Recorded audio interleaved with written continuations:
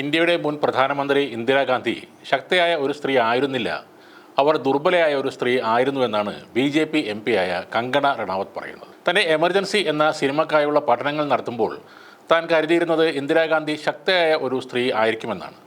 എന്നാൽ പിന്നീടാണ് അവർ ദുർബലയാണെന്ന് തനിക്ക് മനസ്സിലായതെന്നും കങ്കണ പറയുന്നു. മറ്റുള്ളവരെ നിരന്തരം ആശ്രയിക്കുന്ന ഒരാളായിരുന്നു ഇന്ദിരാഗാന്ധി.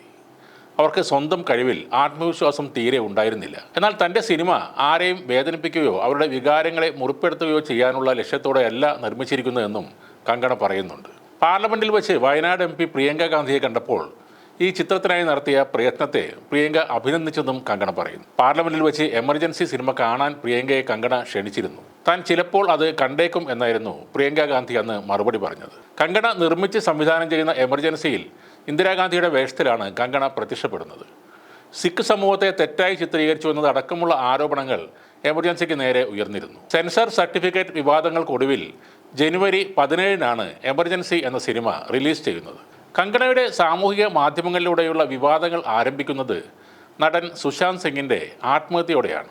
സംവിധായകൻ കരൺ ജോഹറിനെതിരെ പരസ്യമായി ഉന്നയിച്ച സ്വജന പക്ഷപാത ആരോപണങ്ങൾ സുശാന്തിന്റെ മരണത്തോടെ കങ്കണ വീണ്ടും സജീവമാക്കുകയായിരുന്നു. എലൈറ്റ് ക്ലാസ് നെപ്പോട്ടിസ്റ്റിന്റെ ഇരയാണ് സുശാന്ത് എന്ന് നിരന്തരം കങ്കണ ആവർത്തിച്ചുകൊണ്ടേയിരുന്നു. പിന്നീട് ഒരിക്കൽ മികച്ച അഭിനേത്രികളായ കൃത്യമായ നിലപാടുകളുള്ള സ്വര ഭാസ്കറിനെയും തപ്സി പന്നുവിനെയും B ഗ്രേഡ് ആർട്ടിസ്റ്റുകളെന്നും കങ്കണ അധിക്ഷേപിച്ചിരുന്നു. ബോളിവുഡിലെ ലഹരി പാർട്ടികളെക്കുറിച്ചും മയക്കുമരുന്ന് മാഫിയയെക്കുറിച്ചുള്ള വെളിപ്പെടുത്തലുകളും കങ്കണ നടത്തിയിട്ടുണ്ട്.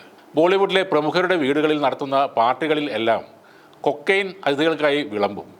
വലിയ വലിയ ആളുകളുടെ വീട്ടിലെ പാർട്ടികളിൽ നല്ല വിലയുള്ള കൊക്കൈൻ ആദ്യം സൗജന്യമായിട്ടാണ് നൽകുക. MDMA ക്രിസ്റ്റലുകൾ വെള്ളത്തിൽ കലക്കി നിങ്ങൾ പോലും അറിയാതെയാണ് നൽകുക. ബോളിവുഡിലെ നിശാപാർട്ടികളെക്കുറിച്ചുള്ള കങ്കണയുടെ ഈ പരാമർശങ്ങൾ പാർലമെന്റിലും ചർച്ചയായി മാറി.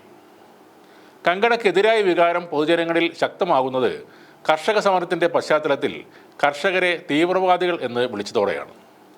കർഷക സമരമുഖത്തുണ്ടായിരുന്ന പ്രായമായ ഒരു സ്ത്രീയെ 100 രൂപ കിട്ടാനായി സമരം ചെയ്യുന്നവൾ എന്നും കങ്കണ അധിക്ഷേപിച്ചിരുന്നു.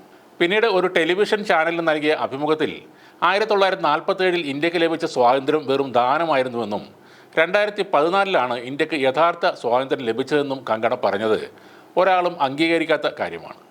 ഇന്ത്യയുടെ സ്വാതന്ത്ര്യത്തിന് വേണ്ടി രക്തം ചിന്തിയ പോരാടിയ സ്വാതന്ത്ര്യ സമര സേനാനികളെയും അവരുടെ കുടുംബത്തെയും അവഹേളിക്കുകയാണ് അന്ന് കങ്കണ ചെയ്തത്.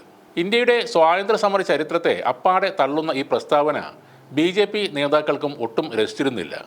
കങ്കണയുടെ പ്രസ്താവനയെ ഭ്രാന്ത് എന്നാണോ വിളിക്കേണ്ടത് അതോ രാജ്യദ്രോഹം എന്നാണോ എന്ന് BJPയുടെ വരുൺ ഗാന്ധിയാണ് അന്ന് ചോദിച്ചത്.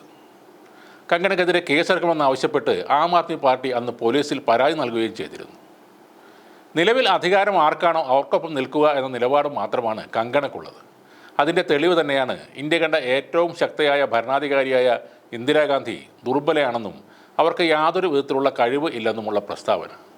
രാജ്യം ഭരിക്കുന്ന BJPക്ക് വേണ്ടി തന്നെയാണ് കങ്കണ ഇത്തരം പ്രസ്താവനകൾ നടത്തുന്നത് എന്നതിൽ ആർക്കും ഒരു സംശയവും തോന്നേണ്ട കാര്യമില്ല.